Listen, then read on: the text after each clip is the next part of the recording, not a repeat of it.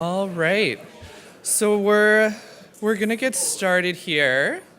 My name is Robert Higgins. I'm the Sex Now Research Manager at the Community-Based Research Center. Bonjour, hi. I learned that in Montreal in my little travels. So we're gonna whip out the French that I learned. It's gonna be exciting and it's gonna be a journey together. So I hope you're all looking forward to that. Now, I don't know about you, but I feel that the nature of our work is inherently political. I don't know if this will resonate for everyone, but I think a lot of what we do relies on being politically active. And I remember very vividly the moment that I knew that I wanted to be involved politically in Canadian life. It would have been 2005-ish. Gay marriage was being debated. I think we all remember that. And in much fanfare and it's a whole drama, Scott Bryson, Belinda Stronach crossed the floor and vote yes to gay marriage. And I was enraptured in the whole moment. It was really what got me thinking politically and witnessing what change can be achieved through political involvement. And it's been something I've kept central to my work since then. The woman that I'm about to introduce you to played a very important role in that moment and helping that moment come to pass. As a family physician in Vancouver's West End, Dr. Fry saw firsthand the price that our people were paying for government inaction, helping gay men through the AIDS crisis and working out of St. Paul's. Et avant le Premier ministre Jean Chrétien réussit à convaincre Madame Fry d'entrer dans la vie politique canadienne en 1993, elle était déjà la présidente de la Fédération de femmes médicales de la Colombie-Britannique, le président de l'Association médicale de Vancouver, et le président de l'Association médicale de la Colombie-Britannique. Now, under what conditions did Dr. Fry, oh, she grew wings, hey, finally agreed to run for office? Well, she wanted gay marriage and protection for LGBTQ people to become official party platform. Since being elected, Dr. Fry has chaired the Parliamentary Trans Caucus alongside Justin Trudeau. This is before he became leader of that party. Elle était la ministre responsable pour le premier site d'injection supervisée au Canada. Elle a travaillé avec ses collègues provinciaux et civiques pour créer le Vancouver Agreement. And today she is Canada's special gender representative to the Organization for Cooperation and Security in Europe. And she is now keenly invested in stopping fentanyl deaths. Her government has also committed to ending the discriminatory ban on blood donation from men who have sex with men. Thank you. And they've invested $3 million in researching the safest way to make that change happen. And we are particularly thankful for that funding announcement because the Sex Now survey was a recipient of a grant via Canadian Blood Services for that research. And so that's how we were able to do the research that you all took part in with me this summer. So without further ado, my friend and mentor, Dr. Hetty Fry.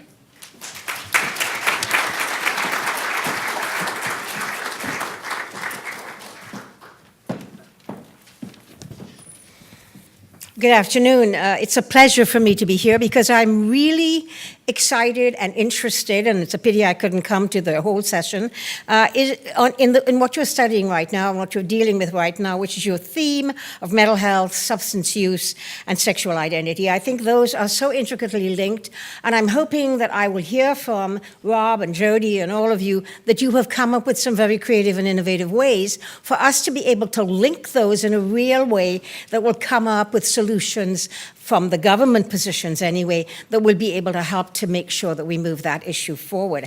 I just want to thank you for all the work that you did to get us to this point where there's an advancement in the ability to have PrEP as a coverage in British Columbia and to try and advance this across the country. I just wanted to say that there are a couple of things that have happened in the last few years since we've had our new Prime Minister, Justin Trudeau.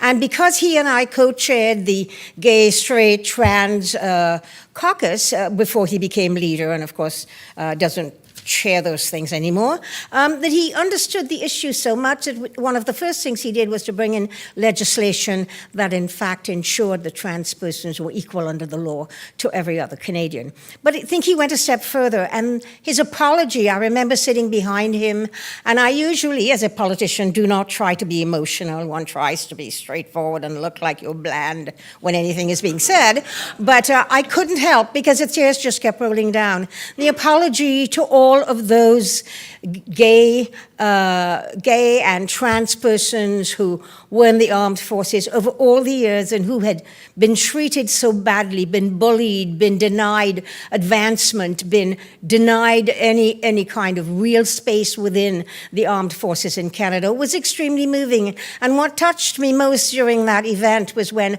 a woman, she must have been about 80, was standing there. She was tiny. You could hardly see her standing in the gallery. She had on a blue beret, and she stood like this all the while the Prime Minister made his speech, which was about 20 minutes. And you can tell that it was tough for her. Her hands were shaking. And as soon as he finished the speech, she sat down and burst into tears, and she was obviously exhausted. But the fact that apologies play such a real role in mental health, in getting people to understand that there really were wrongs done, that those things really need to be righted, but not only to be righted, to say that we, as a government, we're responsible for heinous things against our own citizens, I think is an important step in healing and moving forward. And so I was very pleased to that. You heard Rob talk a little bit about looking at blood donations for men who have sex with men, and this is something that we are engaged in looking at now. I don't know if many of you know, so that we don't have that time space, which as a physician, I can tell you doesn't make any sense at all. I mean, you need to have universal ability to have universal rules that do not define who you are. It is about the universality of looking at testing and universality at looking at policy. So for me, I'm glad that this is happening. These are things that some of us have pushed for over the years. And again, one of the things that I don't know if you know is that Service Canada no longer requires your gender on some of the forms that you have to fill out, unless gender is, of course, specific to the issue that they are looking at in terms of health or something. I think that that is an important move forward.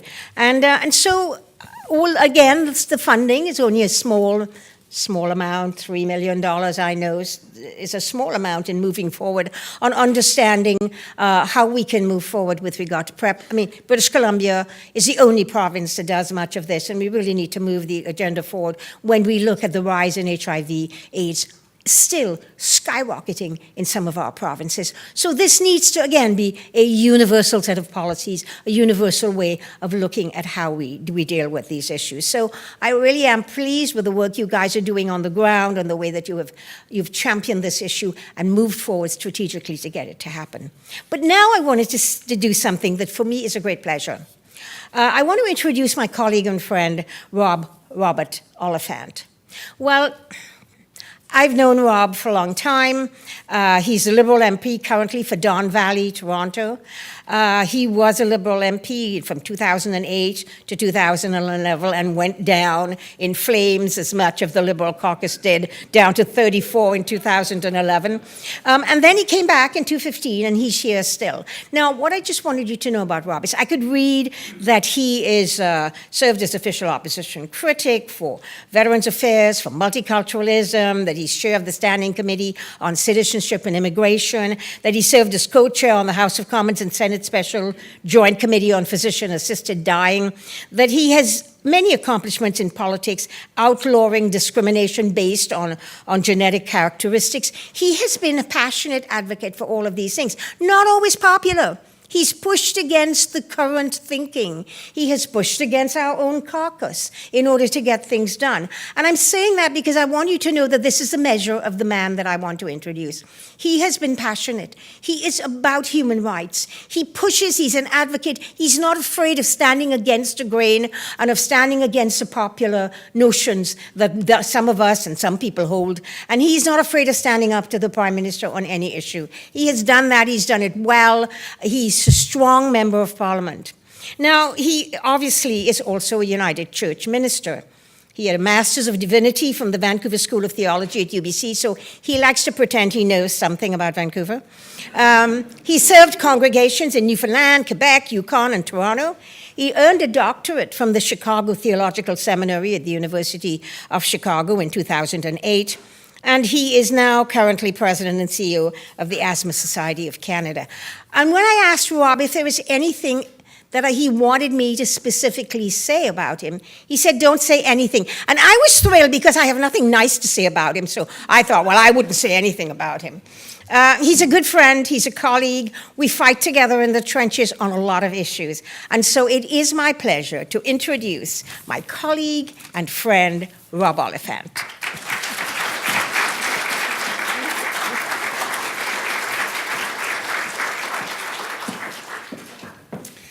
Long live Hetty Fry.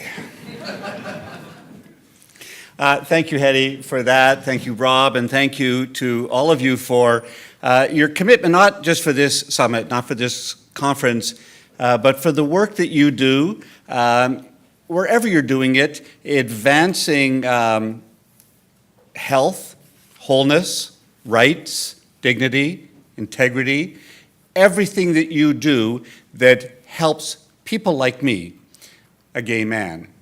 And I want to thank you for the research that you're doing, for the service delivery, for the thinking, for the intelligence, for the imagination, for the creativity, and for simply being in the trenches when it's not always easy to do that. I want to thank the CBRC, to him, and for all the organizations that have sponsored this conference. I looked at the agenda. It's ambitious. It's thorough. It will push the people who are attending the whole conference to new thinking, and I think it's going to help all of Canada move these issues just one step forward every day. I found it interesting. I looked at a similar conference in April that was held in Ontario, and what I found strikingly different was that this conference actually intentionally brought in the subject of religion and faith. And it was a little counterintuitive, having gone to theology school here and knowing that the lowest participation in organized religion is in British Columbia. The lowest participation for all religious groups is British Columbia. Ontario has a much higher participation rate, but nonetheless, I think that religiosity, issues of church, synagogue, temple, mosque, all of those things have shaped our culture to such a degree that everything we do when we're talking about stigma, we're talking about emotional well-being, we're talking about physical well-being, psychological well-being, has been to a degree shaped by religious thought in this country, for better and for worse. I begin by saying that this is not a professional dissertation today. I am not bringing expertise that comes from research. I am bringing personal experience.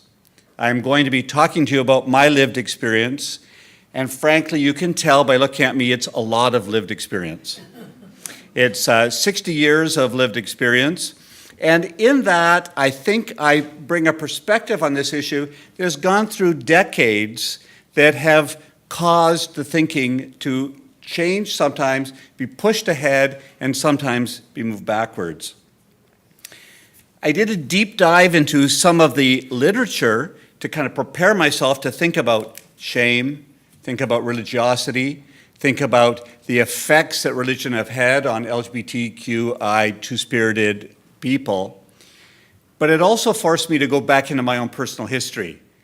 And I've spent several days now kind of reflecting on my own history, what it means to grow up in the 1960s, in the age of the sexual revolution, where sexual freedom began to happen and emerge in our Western civilization, to come of age in the 1970s, in the glow of the 1960s, to come of age as a gay person, just as the bathhouses were being raided in Toronto, to go through the 1980s and the scourge of the AIDS epidemic, to lose my first partner to AIDS, to have that experience of a a step where we had thought we were making huge advancement in human rights, only to be pushed back as society treated us as pariahs.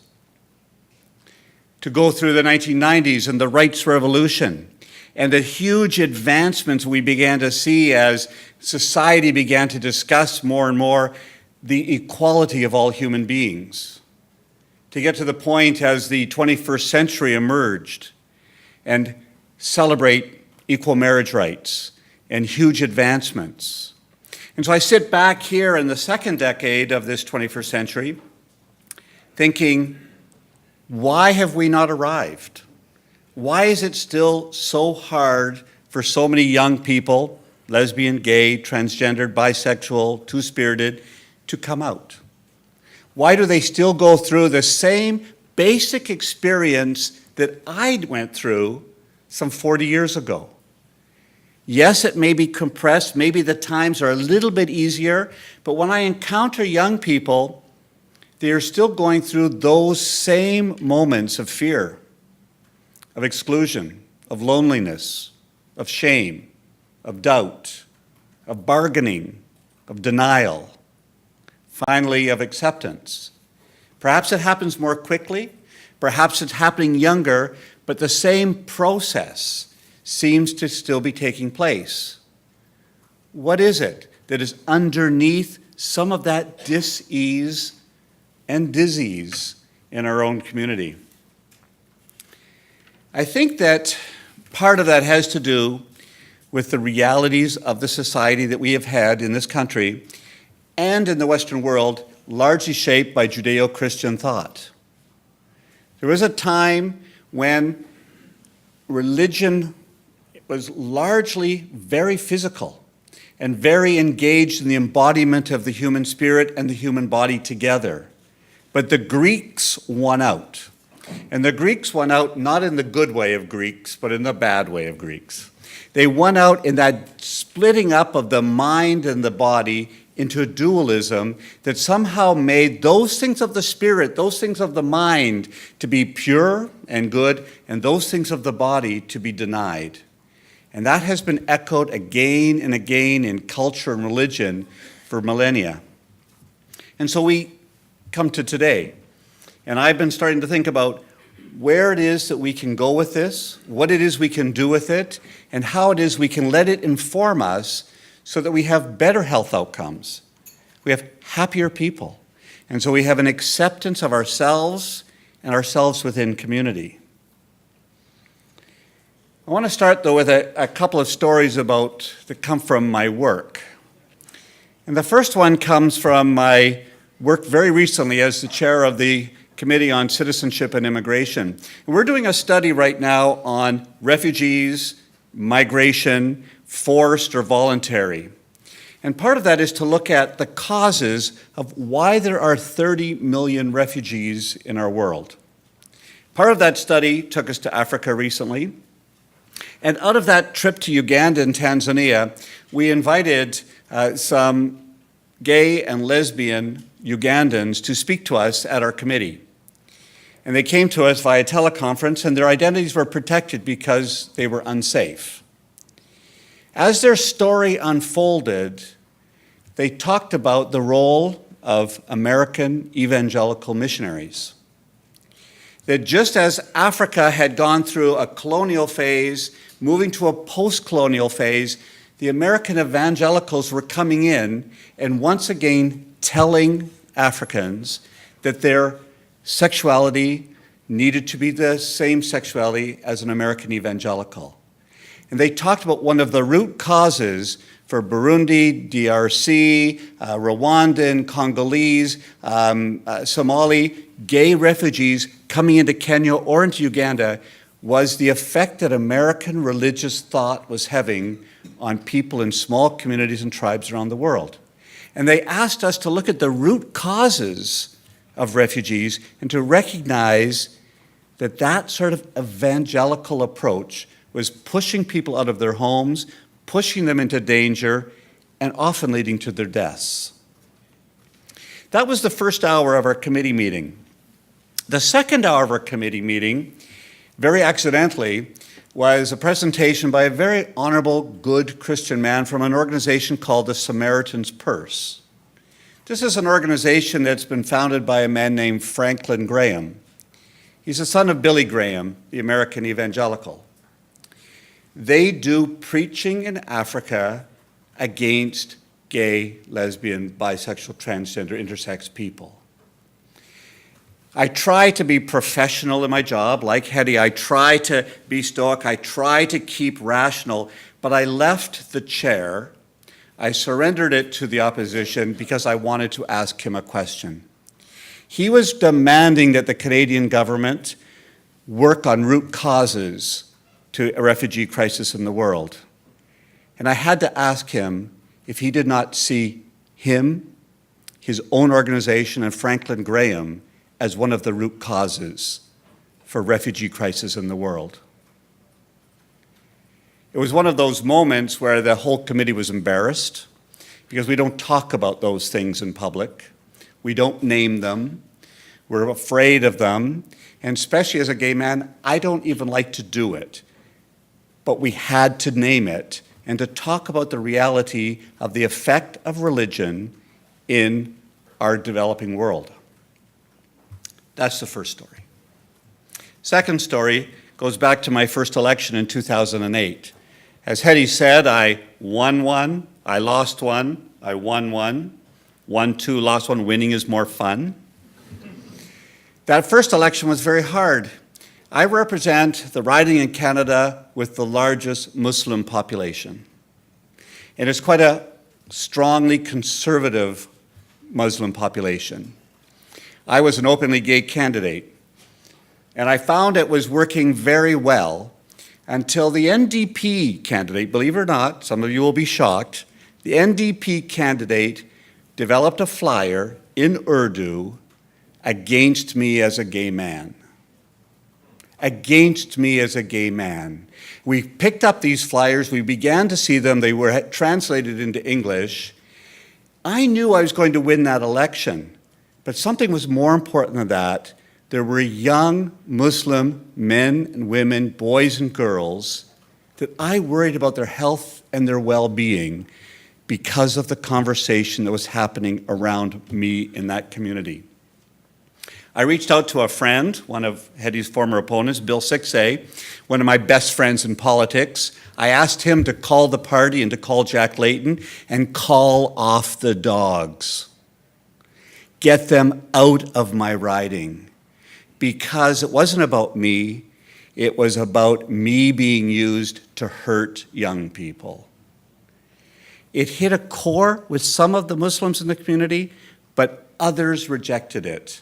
And over the years that followed, we were able to find a way that they began to accept me. And in the subsequent election in 2011 and 2015, I got almost 80% of their vote as an openly gay man, because we had that conversation. But it is there. It is underneath the current all the time, whether it's in Christian, Muslim, Jewish, other Orthodox faiths, that constant battle goes on. In 2010, I decided to take a tour of all the churches in my community. I sent a letter to all of them, Roman Catholic, Anglican, Presbyterian. I sent them to the Orthodox and Reformed synagogues in my riding to say I would be coming to visit. Everyone accepted me except one church. And I got a letter from a Roman Catholic parish from a priest, ironically called Blessed John the 23rd Parish, asking me not to attend, saying that I was too overtly political. I wrote back and said I was just there to be a guest and to listen to the community and to worship and to pray as a Christian.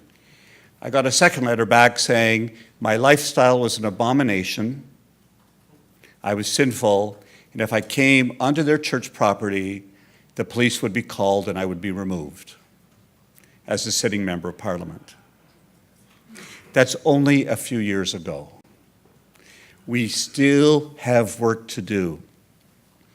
The community itself ended up voting for me, the Filipino community that made up that congregation. But their leadership was far behind where the people in the pews were. I tell you these stories not to make you feel sorry for me. Believe me, I'm a white man of privilege. I am a person of some degree of power. I've come from a family that accepted me as a gay person very early. I was blessed with an atheist father. I was blessed with a United Church of Canada mother. When I came out, I was embraced and loved and welcomed very quickly. So much so that, in fact, when my parents came to see me shortly after I had come out to them and went back to Montreal where I was doing an internship, we went on a road trip. And one evening, my father came to me and said, "Tomorrow, we're doing something special. We're going to Provincetown. We think it's really important. Your mother and I have talked. You should see Provincetown now that we know you're gay." That's not a normal experience, I recognize, but it's the experience I had. And so out of that place of love and unconditional support, I still went through feelings of depression, anxiety, moments of loneliness, inappropriate behaviors, anger, frustration. All of that, even coming from a family religiously motivated to accept me. So in my life, I've stepped back from this to try to understand what it is we can do to recognize the power that religion has, to recognize the negative forces of religion, but also to celebrate the positive impacts of religion, the parts of religion that have pushed towards inclusion of LGBTQI people, the reality of religion that have fought for human rights, those who've stood with us, those who have argued, those who have fought, those who have embraced, those who have cared. And so we live between those two places. In all of that, I stop and I reflect and I wonder how much has changed. Why is it that we continue to do that? And I do believe that it is that dualism that has happened, that sexuality is as much of the issue as homosexuality is. This came quite clear to me in the 2015 election when I was campaigning in Ontario. Some of you from Ontario will remember that Kathleen Wynne, the Premier of the province, had put in a new sex education curriculum into the school system, where they modernized the school system, the curriculum, to bring in conversation, to bring it at age-appropriate, evidence-based, absolutely tested ways of allowing children and youth to talk about their human sexuality in ways that were safe. This blew up in the 2015 election. In that election, I had people tell me that they would sooner their children die than hear about homosexuals. I have never talked about masturbation so much in 1 month as I did during the election of 2015. Constant conversation. And as I began to have that conversation with people of all religions, I recognized that the power of human sexuality is so strong. The fears that people have about those impulses in their own beings, that it is stopping all of us from being fully human. And in many ways, LGBTQI people have been on the forefront of that simply because we've had to talk about it. But we're not alone in this battle. Anybody who believes in sexual liberation, in a sexual freedom, in a sexual expression, will find that they encounter barriers. And we have allies in that world. It's not an easy path. Religious shame exists. It pushes, it pulls. I think it is underneath so much of our own fears that we have as LGBTQI people. It has to do with our self-worth, our sense of our own dignity, our own power, our own place in the world. There's study after study which you can read about this, that people of religious background are more likely, if they're gay or lesbian, transgendered, to commit suicide. or to think about committing suicide than others, but it is still there. When you look at anybody who's expressing any sexuality that may be slightly different from their neighbor, there is that sense that they are wrong, that they are bad, that they are not right. So we stand up. We march at Pride. We tell stories. We celebrate ourselves. We hold each other. We try to talk to each other with dignity, with grace. We try to recognize that our lives are not easy, that we have pain, that it is a world in which our gay, especially gay men's world, is quite shaming in and of itself. And somehow we have to hold each other and find a better way to hold each other doing that. We internalize our homophobia. We hold body images that are negative about ourselves and about others. We're still redefining masculinity and femininity. We're still finding a way to express ourselves. Most of us in our world work too hard to prove ourselves.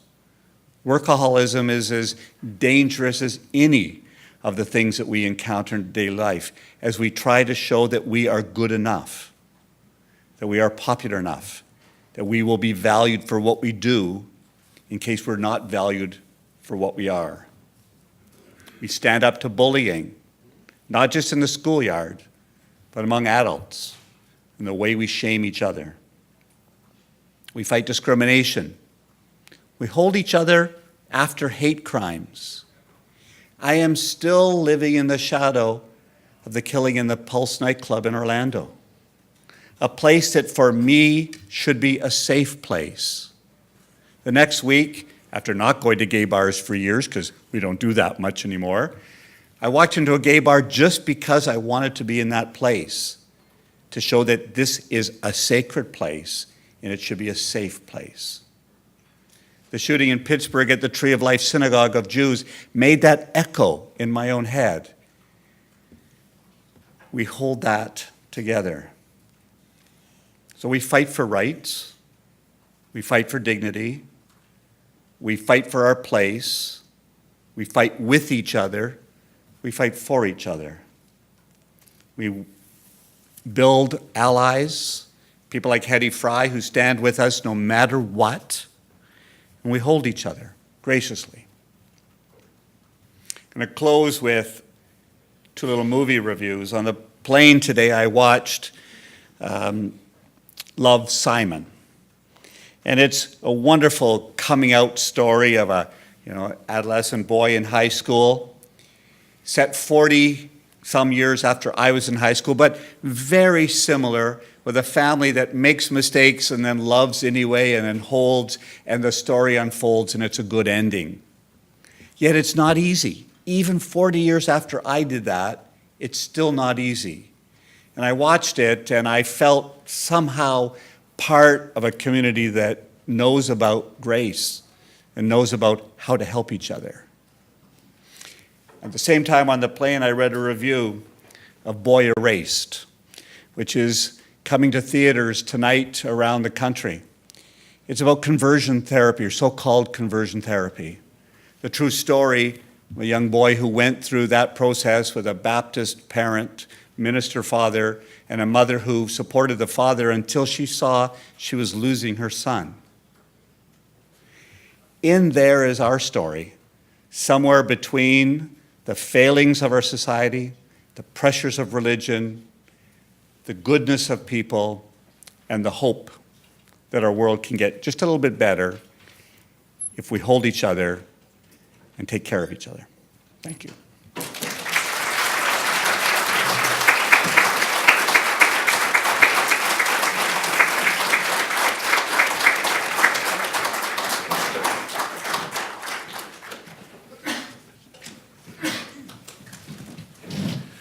Thank you very much for those words and for sharing your stories. We have some time for questions. If there were any questions from the audience, there's 2 mics up here if you'd like to come down. Oh, come on.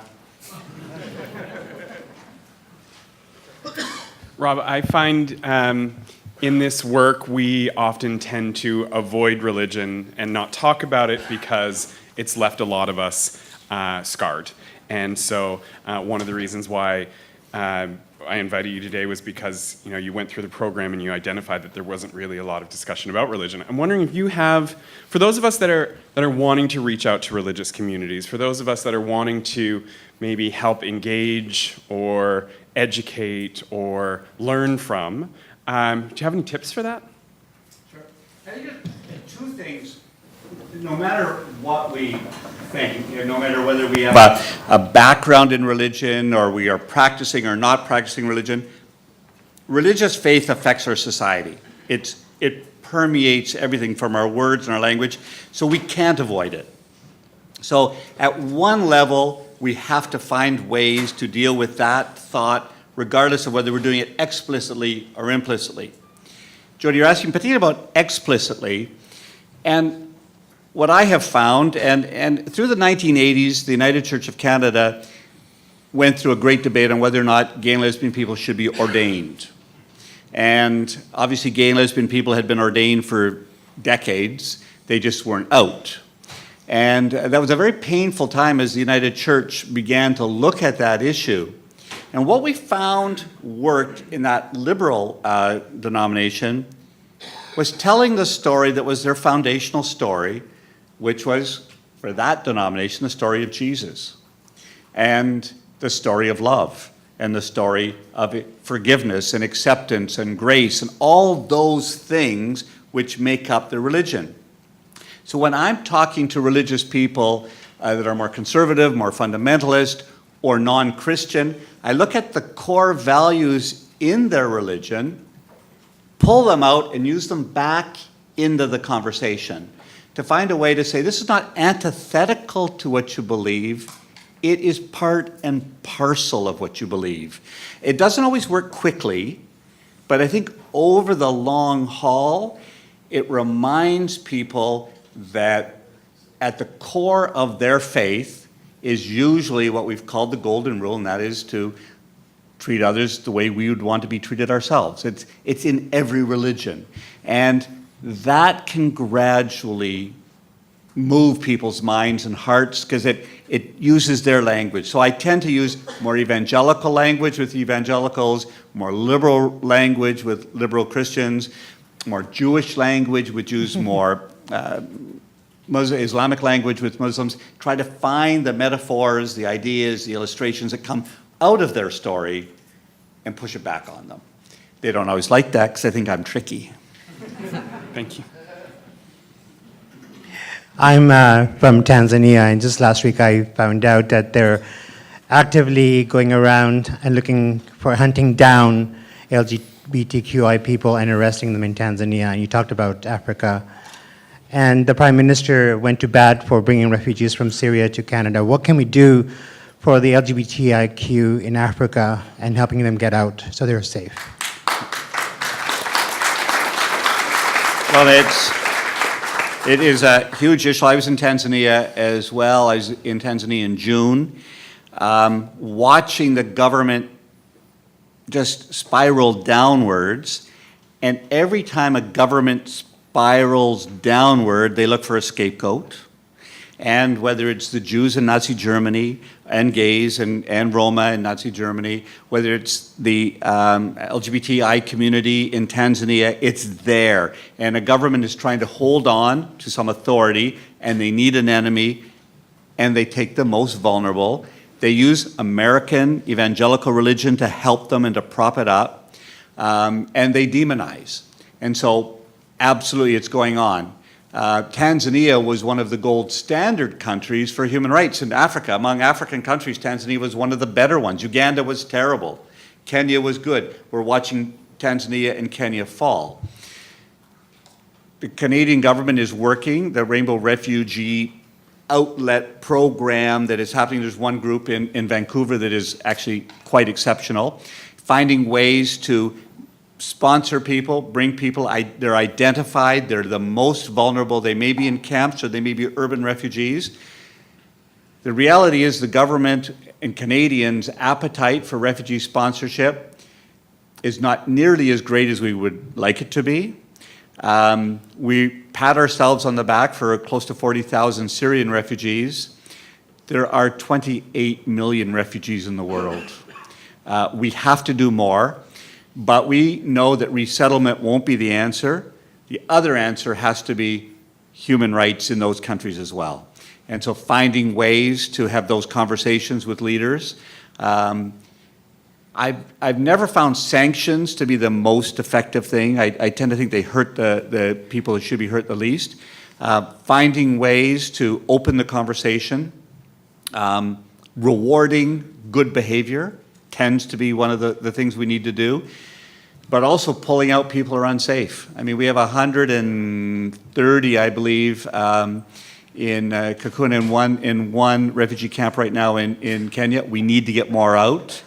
I found out last week we've got 5 coming very quickly. Don't tell anybody, that's secret. We need to work with allies like the Netherlands, Norway, Sweden, Finland. Those countries are actually quite good. The United States has pulled way back. We can't fill that void, so we have to speak with the Americans to say they have to do their part. It's an ongoing thing, and it's on the top of my list. Hi.